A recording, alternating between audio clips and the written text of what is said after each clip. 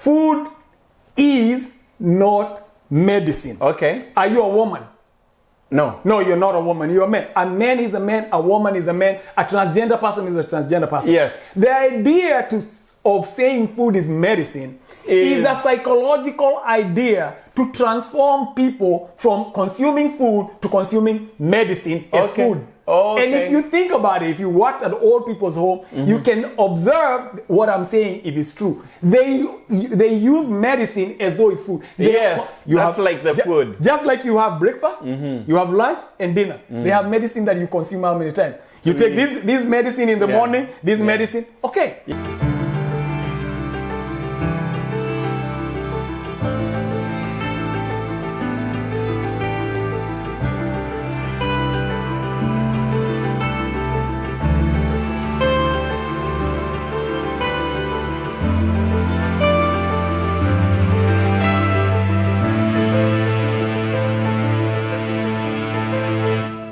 So, thank you very much, my dear friend, long friend, man, very long. Man, I've been looking forward to doing something to support some of the content that you're doing, but also to share some of the things. And here we are. Yeah, so here we are. Did you forget the apron? The apron, I can wear the apron right behind you. Oh, okay. Yes, I'll give it to you. We want to put the garments. There you go.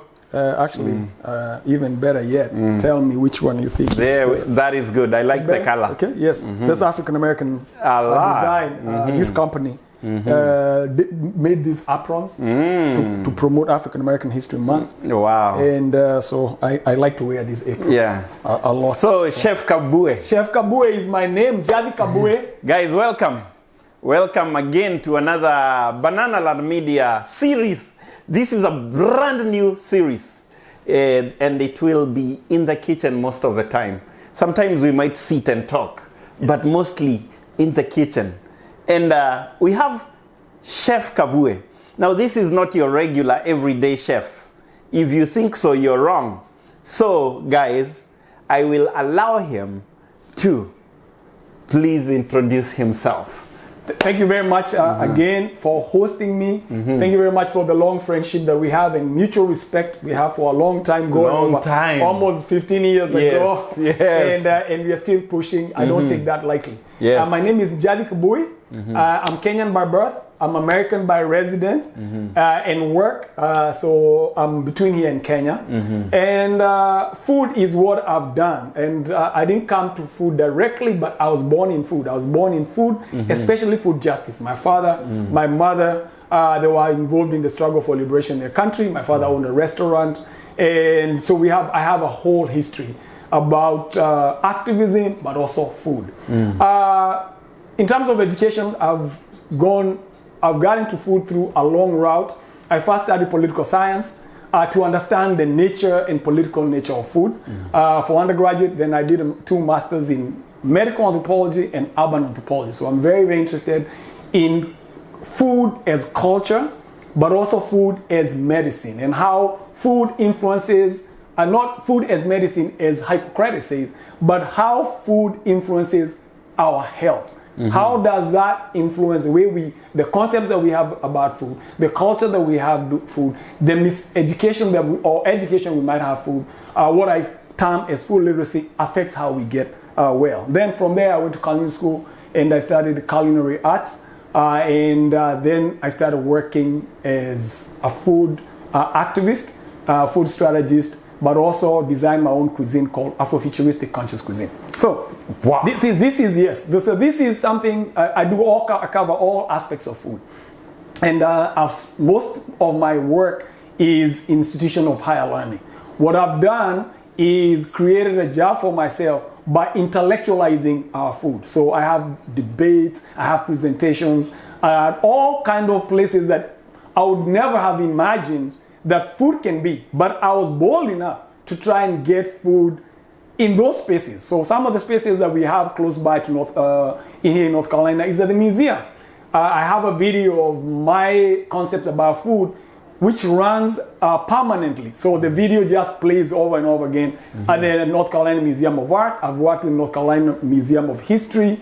I just recently came from Iceland, where I worked with museum there and all these other places. And so that's my idea. Then, but I want to say that I push food, African food, because I noticed that African people are very, very oppressed, not only by other people, but we've gotten to the point where we oppress ourselves. We oppress ourselves and we see ourselves as minions, as small people. So I try to blow small things that we take very, very much for granted. I blow them to become very big things that are actually discussed as institutions of higher learning. I'll give you just one example. When I was, two short stories, a way of introduction, and we start cooking. When I was in Iceland, one of the professors of philosophy came to listen to my lecture. And they are very high-ranking philosophy professors. They belong in the world body of philosophers. And when I gave the lecture, they say, "Hey, I understand what you say, but there are some things I don't agree with you," and all that. I said, "Well, that's fine." But the thing they didn't agree with me is my critique of cake. I gave a strong critique of a cake, and we'll have a discussion maybe on another show. But this professor left, and that's it. But right before I left Iceland, we had a final dinner for the host who invited me there. And she was there. When she tasted my cake, quote unquote dessert, it's not a cake, it's a dessert. She said, "Wow, I can use philosophy to analyze your food." So she can use phenomenology, which is the experiential experience or analysis, to analyze my cuisine. So my cuisine is, it can be discussed, if it can be discussed by philosophers, and then, hey, I can't say that we have not attempted to raise our standard. Yes. So finally, a last example is that I was invited by the German ambassador to Iceland, the German ambassador to Iceland, and we had a big discussion, which reminded me of the Berlin conference, because of all the people they invited other diplomats in the dinner, but I was the only one whose seat was assigned. Anybody else, all the other people could sit around, but my seat was assigned. And the ambassador cooked the food himself and washed the dishes. The only thing I prepared was the dessert.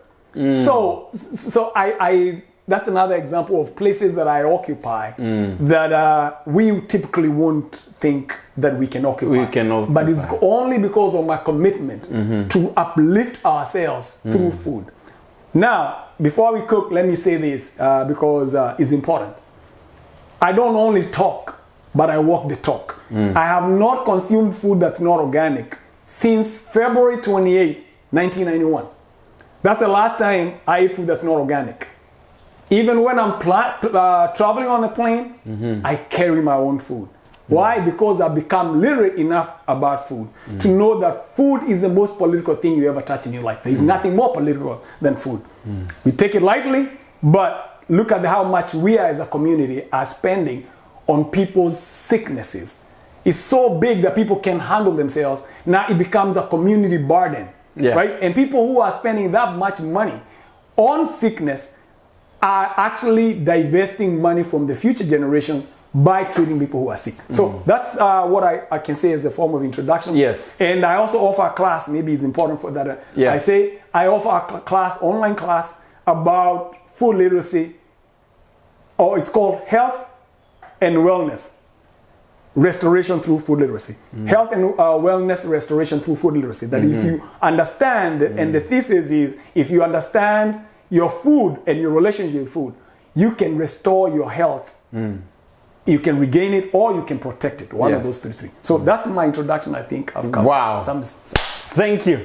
Okay. Well, welcome. Thank you very much. Yes. What are we eating today? So we are going to have an example of Afrofuturistic conscious cuisine. Come closer this way. Yes. So this is the cuisine that I've designed. Okay. And I'm going to hopefully break a few myths. Number one, you're here, you're going to be the guinea pig. Yes. If the food doesn't taste good, I don't take any offense. Yes. Just tell me. My food is not for everyone. And sometimes it's a big stretch. Some people taste it several times before they understand it. Yeah. But you'll Do you also believe food is medicine? I've heard that statement. Yes, good. Now, let me bust that myth. Food is not medicine. Okay. Are you a woman? No. No, you're not a woman. You're a man. A man is a man. A woman is a man. A transgender person is a transgender person. Yes. The idea of saying food is medicine is a psychological idea to transform people from consuming food to consuming medicine as food. Okay. And if you think about it, if you work at old people's home, you can observe what I'm saying if it's true. They use medicine as though it's food. That's like the food. Just like you have breakfast, you have lunch and dinner. They have medicine that you consume how many times. You take this medicine in the morning, this medicine. Okay. Yeah. Why do I say that? Very, very simple thing, and we start cooking. If food is medicine, tell me the last time you took your girlfriend to the pharmacy instead of taking to a den. Have you done that? No. That's bullshit. Yes. That's people, they implant these subliminal messages that very, very slowly moves you from consuming real food to taking vitamin tablets. Why are you taking vitamin tablets? Where do they get those vitamin tablets? From food. Okay, why don't you eat the food? But every measure is taken by people who are so wickedly wise to figure how they can manipulate us so that we can be good business for them. Marcel, we're cool? Gotcha. All right, now let's talk. Yes. I busted one myth. Yes. Now my food, we are going to cook without water. Without water. Without water. Okay. And without oil. And without oil. We're not going to cook with oil. Okay. And if we don't... And what's the virgin olive oil, in my cooking, I don't cook oil.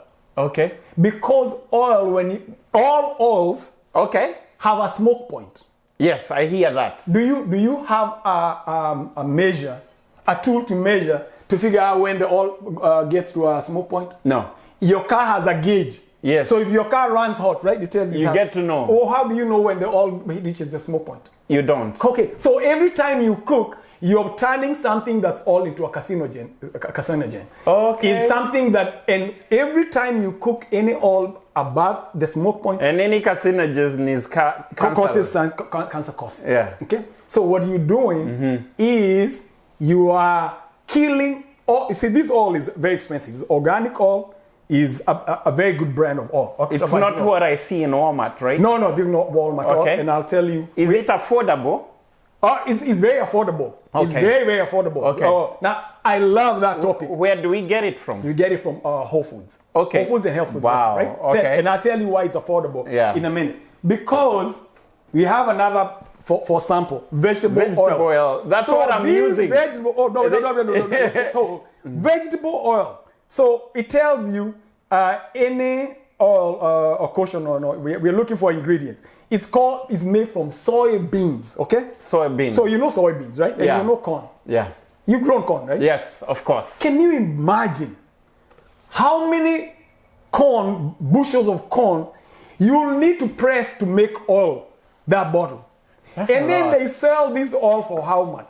$3. $3. Can you ask yourself? That's a lie. That's a lie. You should ask yourself, how do you press a whole bag of peanuts? We can understand. Yes. Nuts we can understand. You press those, even you can see there's oil. Yes. Corn. My mother used to pound corn. I never saw oil sputtering anywhere. Or I could not even touch that corn. I never knew it can pull out some oil. So it's a big scam, and we'll talk about it. Yes. Because the corn, for you to have oil that you're going to get from soybeans and corn, it has to be subsidized by the government. Yes. And the reason why it's subsidized by the government is because big corporations are making money from it. Okay? Yeah. So, number one, just from this, let's get this out of the way. Corn is enslaving all of us, you included. Wow. Is enslaving all of us, hands down. Yeah. How is that? Yeah.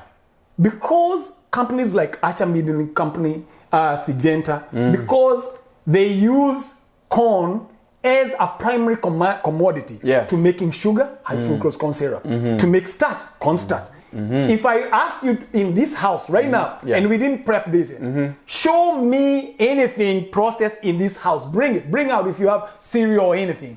And we see how many products you have that does have corn syrup, doesn't have cornstarch. Yes. Those two things. Yes.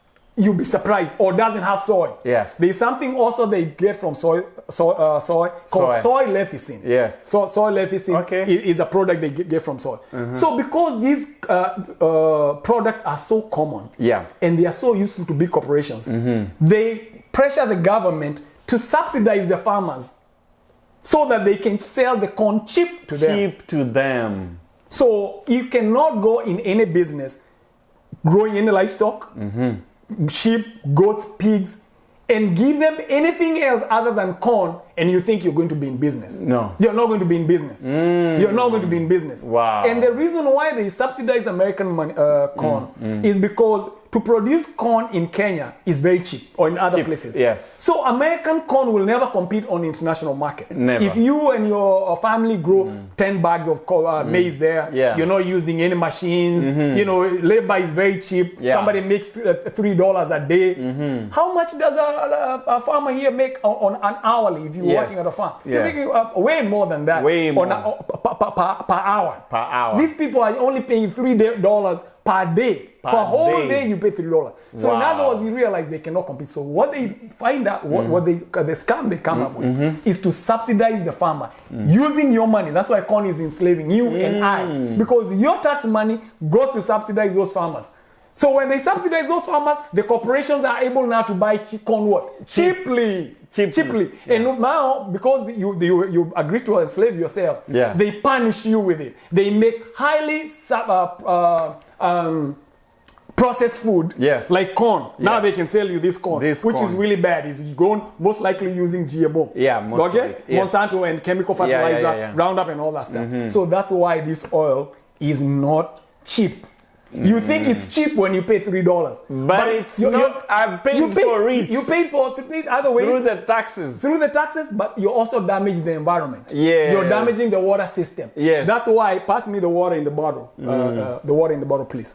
The bottled water.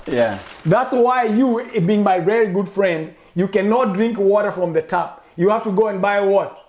Because the water we get, when they use all those chemicals, the chemicals get in the water, they get in the water table. They also go into the ocean, they go to the Gulf of Mexico, and they cause something called hypoxia.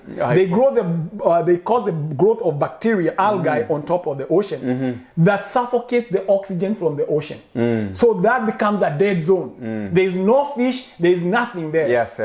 All the fish now, anywhere in the ocean, is intoxicated and is toxic because it has toxic chemicals that we use to grow the food. So what you're saying is this all is cheap, is very, very, very affordable. Very affordable. All what you're saying when we go cheap. This is not subsidized. This is not subsidized. I got you. And it's organic.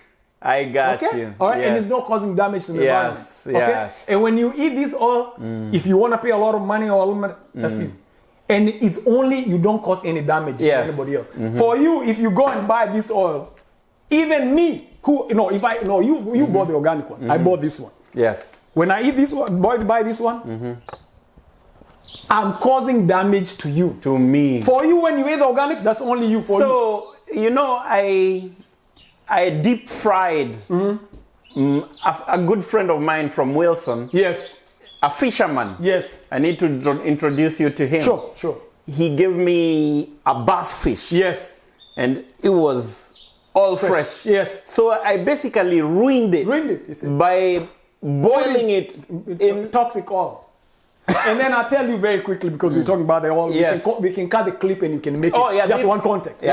So the way they make oil, cheap oil.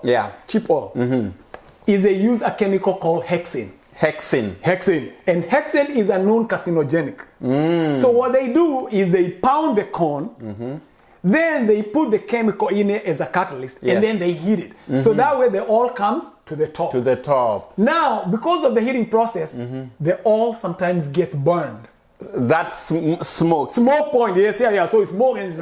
So they deodorize the oil, and they bleach the oil, so that it does not taste funky. So when you're talking about oil, you don't have to wonder why we are getting sick. You start wrong. Everybody I know, every time I go to the house, Okay, so you're already gone wrong. Already? Even before you go, and it's already heated, then you heat it some more. Yes. Come on. Come All right, on, man. so I don't cook on my oil. Yeah. You will not eat oil cooked in my house. Yes. Now, and we are going to show you an example of how I'm able to do that. Yes. Using magic, uganga. So we turn the heat. All right. And we are going to make two dishes. Yes. Possibly three, depending on the time that we have. Now, even if you're going to cook the oil, for those people who use oil, the one mistake people do, another mistake, is they put the oil, they put the oil and then they turn the heat. Yes. Even if you're going to use it, let's say you're so smart, because if you know the smoke point, and we'll talk about, there are oils that have high smoke point, like grapeseed oil. Yes. So even if I was frying an egg, I can use grapeseed oil to cook an egg, if I want it, and still not go beyond the smoke point. Okay. Right? So how can I do that? The first thing I do is I wait for the pot to get heat hot. up. To heat up. Not put the oil there and then heat. How do I know? So because I know the pot is hot, I put the oil, the temperature goes down. Yes. Then I put the egg, the temperature goes down again. You see? Then I can put the heat down and the egg is done. So there's tricks. These are gems. Yes, gems. Yeah. So, but now let's. Oh my goodness. Guys, you need to pay for his class if I'm receiving that. Yes, that's what that's the Already. information you learn.